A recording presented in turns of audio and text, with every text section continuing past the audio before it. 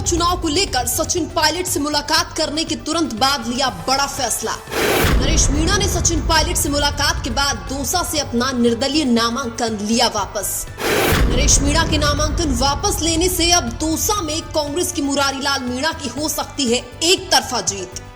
नरेश मीणा ने नामांकन वापस लेने से पहले सचिन पायलट के सामने रखी थी कई बड़ी शर्तें। हम आपको बता दें कि नरेश मीणा ने दौसा लोकसभा से चुनाव लड़ने के लिए 27 मार्च को निर्दलीय नामांकन भरा था, लेकिन सोच विचार करके कांग्रेस पार्टी के लिए नरेश मीणा ने अपना नामांकन वापस ले लिया है। हालांकि नरेश मीणा के ज्यादातर समर्थक भी यही चाहते थे कि नरेश मीणा को अपना नामांकन वापस ले लेना चाहिए, क्योंकि अगर नरेश मीणा दौसा से निर्दलीय चुनाव लड़ते तो न खुद जीत पाते और न ही कांग्रेस पार्टी जीत पाती। नरेश मीणा ने नामांकन वापस लेने से पहले सचिन पायलट से मुलाकात की थी और पार्टी में चल रहे परिवारवाद को लेकर नरेश मीणा ने पायलट के सामने कई बड़ी शर्तें रखी थी, जिनमें पहली शर्त ये थी कि अगर मुरारीलाल मीणा दौसा से लोकसभा चुनाव जीत जाते हैं तो उनकी जगह खाली होने वाली दौसा की विधानसभा सीट पर उपचुनाव में मुरारी के परिवार के अलावा किसी और को कांग्रेस पार्टी का टिकट दिया जाए।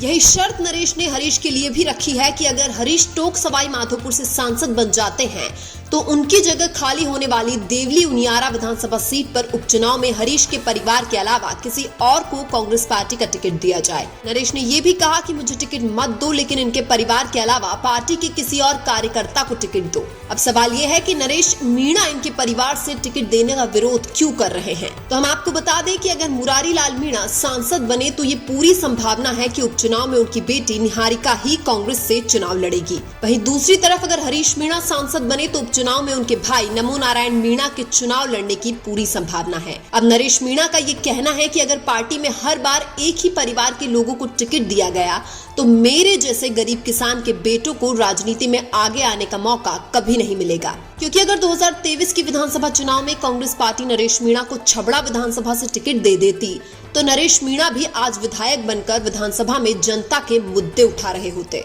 और इसलिए नरेश मीणा कांग्रेस पार्टी से अनुरोध कर रहे थे कि मुझे टिकट देकर एक बार तो मौका दो। लेकिन जब पार्टी ने मौका नहीं दिया तो नरेश मीणा ने दौसा से निर्दलीय नामांकन भर के मुकाबला त्रिकोणीय कर दिया था। लेकिन जब से नरेश मीणा ने अपना नामांकन वापस लिया है तब से ये माना जा रहा है कि अब दौसा की लोकसभा सीट पर कांग्रेस के मुरारीलाल मीणा बीजेपी के कन्हैयालाल मीणा को आसानी से चुनाव हरा देंगे, क्योंकि अगर नरेश मीणा निर्दलीय चुनाव लड़ते तो कांग्रेस के वोट बढ़ जाते और बीजेपी के कन्हैयालाल चुनाव जीत जाते। हालांकि नरेश मीणा ने ये भी कहा कि मेरी मुरारीलाल मीणा से कोई बात नहीं हुई है।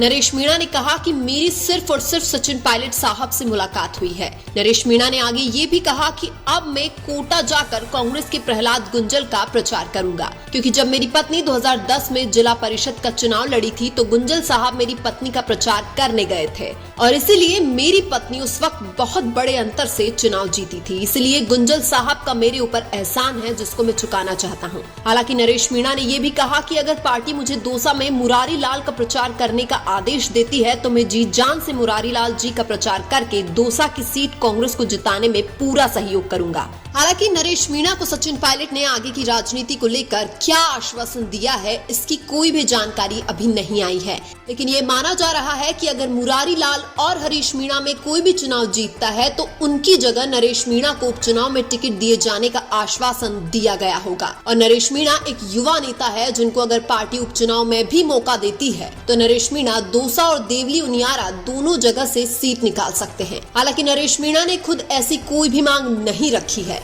लेकिन नरेश की ये मांग जरूर है कि लोकसभा चुनाव में जीतकर सांसद बनने वालों के परिवार से किसी को भी उपचुनाव में टिकट नहीं दिया जाए।